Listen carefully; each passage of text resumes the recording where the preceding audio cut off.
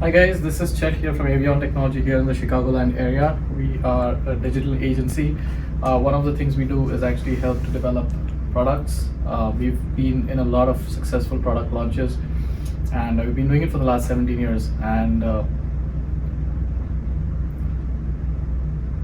so now we know like a thing or two about how to do product development. And we've worked with a lot of entrepreneurs. We've had a front row seat in a lot of these product launches. So today I'm going to talk about, what I call the lottery ticket approach to product development. And why do I say that? The chances of your startup succeeding are like 0.5%, right? So that's 1 in 200. So out of 200 startups, one of them usually has that hockey stick kind of growth. So here on this side, I've shown what a services business starts out like and becomes, and what a products business becomes. So when I'm saying products, I'm talking about an online product, like a SaaS product, which is highly commoditized, and it's very transactional, and so it usually has like this very bumpy initial first couple of years, and then it has this hockey stick. Whereas for services, there's usually the first couple of years are, it's really there's good growth, but you kind of plateau at a point. So please keep this in mind if you're thinking about starting your own startup, right?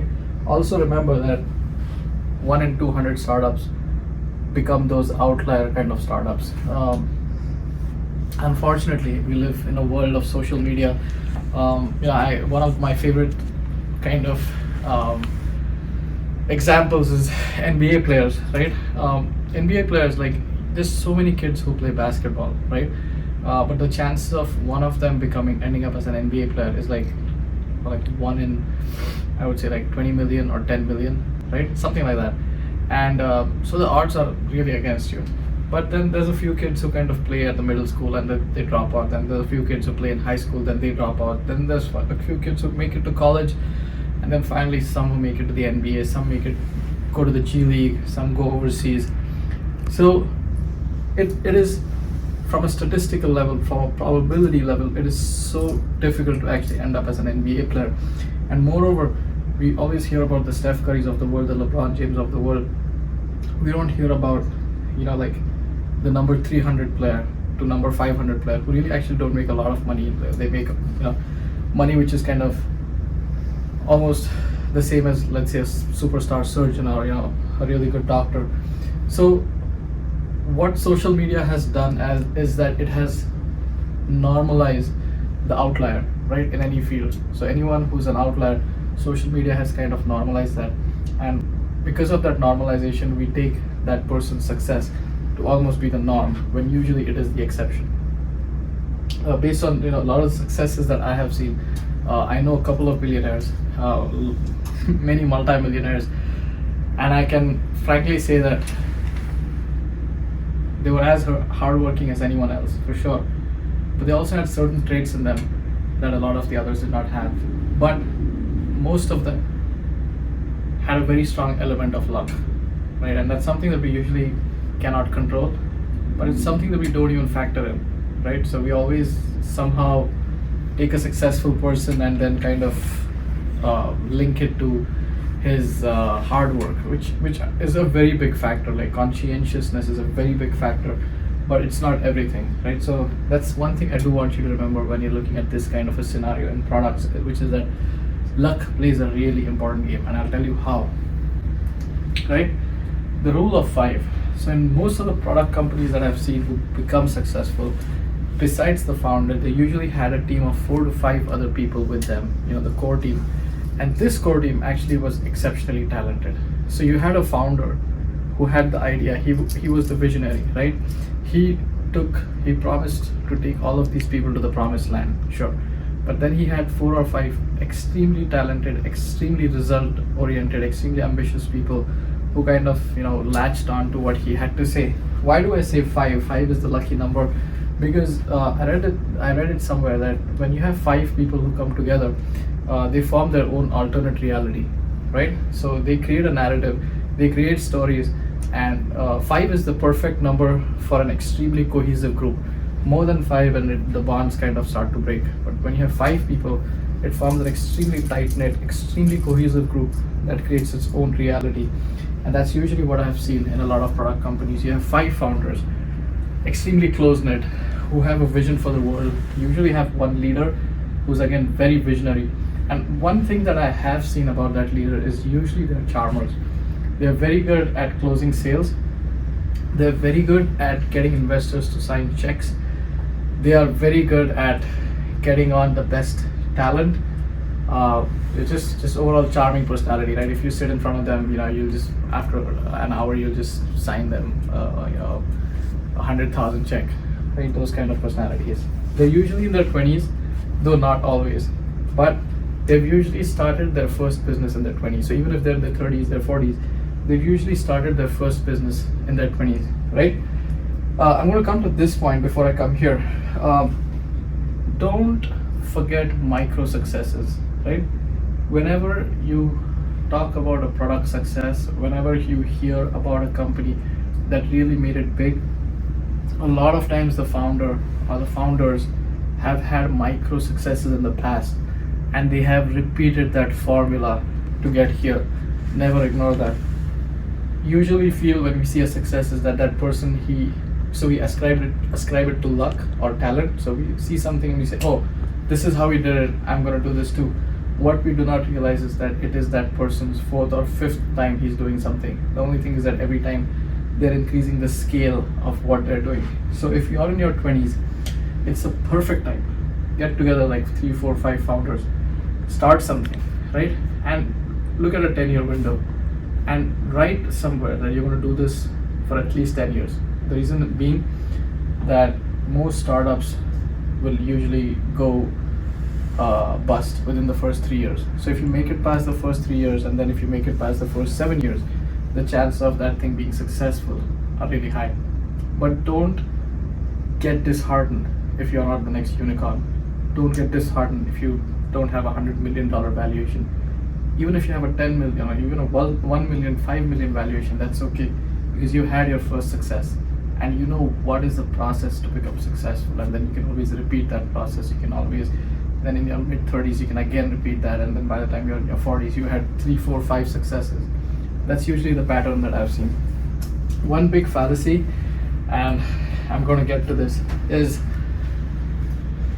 a lot of folks will have an idea and they're in love with the idea. They will somehow scrape enough money to get to an MVP stage, but they're so much in love with their idea, right, that just getting the MVP done exhausts all of their energy, all of their bandwidth, and then they don't have any money, they don't have any energy to kind of go and sell what they, their product. So the money is not in the idea, the money is in the execution. Every day in this world, there's billions of people who have billions of ideas, right? But very few of them end up becoming successful. So the money is in the execution, the money is not in the idea. Second is the fallacy of part-time. A lot of folks say, and rightfully so, especially ones who have families, right? Which is that I'm going to do this part-time till it gets to a certain point, and then I'm going to switch from my day job to this. That usually does not end up working out. The reason being that starting your own business, especially starting your own products business, or starting your own SaaS business, if you're not doing it full time, right, the chances of it actually taking off are very less.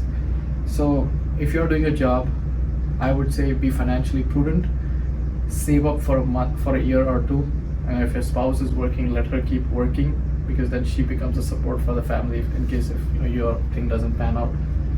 Get a loan, right? Get a 6 month worth of line of credit. So make sure you have a year or two worth of family expenses, kept aside before you make the leap. But please make sure that you are pursuing your dreams full time, because it is only when the exit route has been closed does one have no option but to make whatever they're doing successful. If there's even a single exit route left, and if things become tough, trust me, you are going to take that exit route. So make sure you do not have any exit routes left when you're starting your own products company. The last is this. This is a demographic that I am personally in, and I talk to a lot as well. A lot of 40-year-olds. So there's this interesting statistic which says that our satisfaction with life starts going down from the age of 35, and it actually hits its lowest at the age of 48, and then it kind of starts going up from 48 to 55, and then after 55 it just kind of keeps going upwards. So your 40s are, in other words, are typically a time when you're feeling the shittiest, right? We all had big life goals, but we are nowhere close to them. Raising the kids, taking care of the parents. We're still working out our marriages.